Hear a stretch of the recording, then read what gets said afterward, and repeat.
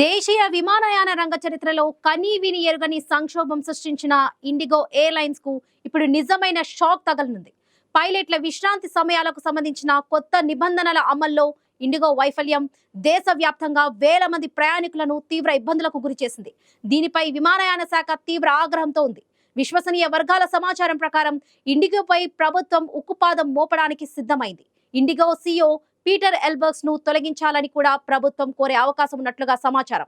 ఈ భారీ చర్యలేంటి, కేంద్రం ఎందుకు ఇంత కఠినంగా వ్యవహరిస్తుంది, అదేంటో వివరాల్లో చూద్దాం.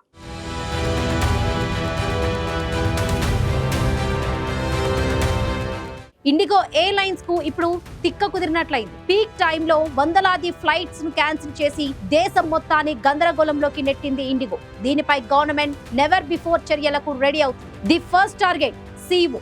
అవును, IndiGo chief executive officer Peter Elbers పదవికి ఎసరు వచ్చింది. పైలట్ల రెస్ట్ అవర్స్ రూల్స్ ను మేనేజ్ చేయడంలో పూర్తిగా ఫెయిల్ అయినందుకు ఆయన్ని రిమూవ్ చేయాలని ప్రభుత్వం డిమాండ్ చేసే అవకాశం ఉందని సోర్సెస్ అంటున్నాయి. ఇండిగో వ్యవహార శైలిపై అన్ప్రెసిడెంటెడ్ క్రాక్ డౌన్ ప్లాన్ చేస్తుంది ఏవియేషన్ మినిస్ట్రీ. ఇవాళ సాయంత్రమే ఇండిగో ఆఫీసర్స్ ను సమన్ చేసింది.